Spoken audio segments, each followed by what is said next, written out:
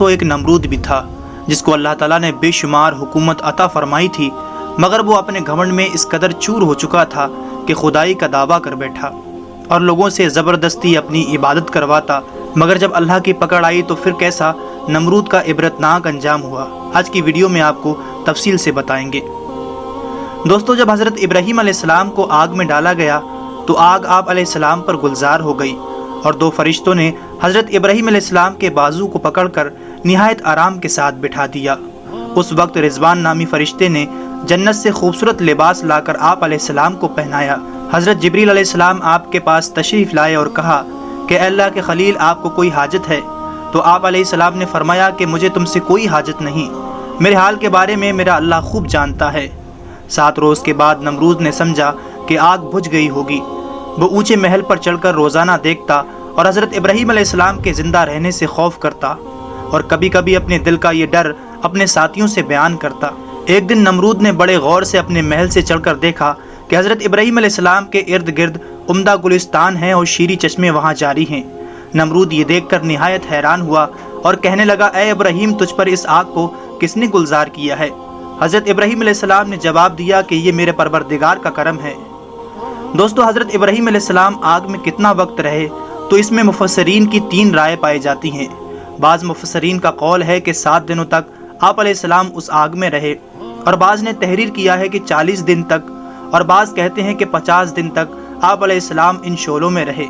آپ علیہ السلام فرماتے ہیں کہ ایسا خوشی کا وقت میں نے ساری زندگی دوبارہ کہیں نہیں دیکھا۔ اس کے بعد ابراہیم علیہ السلام اس آگ سے باہر نکل آئے اور نمرود کو نصیحت فرمائی، مگر اس نصیحت کو ماننے سے نمرود نے صاف انکار کر دیا۔ حضرت ابراہیم علیہ السلام نے کہا کہ اللہ نے مجھے آگ سے بچا کر ایک معجزہ تجھے دکھایا، مگر پھر بھی تو کفر سے باز نہ آیا۔ اے نمرود، جس بادشاہی اور طاقت پر تو غرور کرتا ہے، اس کو ختم کرنے کے لیے میرے پروردگار کا ادنا سا لشکر ہی کافی ہے۔ نمرود نے کہا کہ دنیا میں میرے علاوہ کوئی بادشاہ نہیں اور میری بارگاہ کے علاوہ کوئی بارگاہ نہیں۔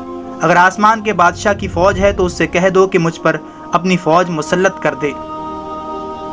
تب حضرت ابراہیم علیہ السلام نے اللہ سے دعا کی اور حضرت جبریل علیہ السلام آئے اور کہا کہ نمرود سے کہہ دو کہ اس پروردگار کی فوج آ رہی ہے، یہ اپنی پوری طاقت لگا لے۔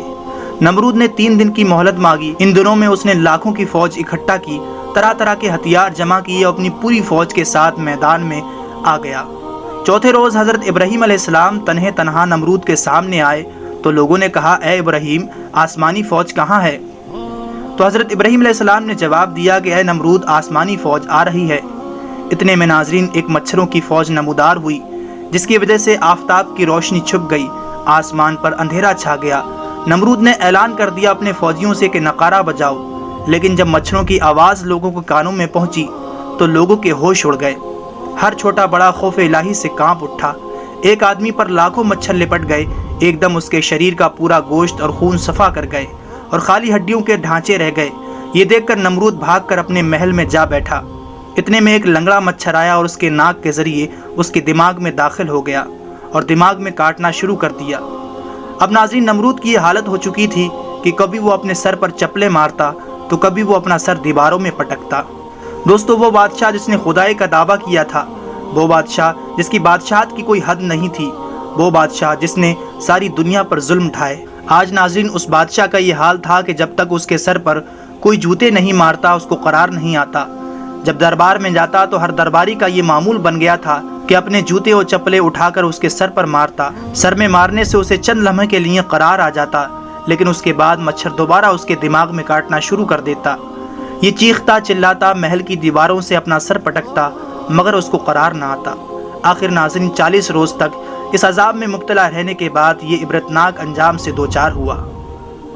دوستو، دنیا کی تاریخ اٹھا کر دیکھی جائے، جن بادشاہوں نے، جن لوگوں نے اپنی طاقت اور دولت کے غرور میں اللہ تعالیٰ کی ذات کو للکارا اور جب اس پروردگار کی پکڑ آئی تو ان کا انجام فرعون، شداد اور نمرود جیسا ہوا۔ بے شک ناظرین، اس کی لاٹھی بڑی بے آواز ہے۔ اگر آپ کو یہ ویڈیو پسند آیا ہو تو اسے لائک اور زیادہ سے زیادہ اپنے تمام دوستوں کو شیئر ضرور کیجیے گا، اور اچھی ویڈیوز کے لیے ہمارے چینل کو بھی سبسکرائب ضرور کیجیے گا۔ ہماری اگلی ویڈیوز آنے تک اپنا اور اپنوں کا بہت خیال رکھیے گا۔ جب تک کے لیے اللہ حافظ۔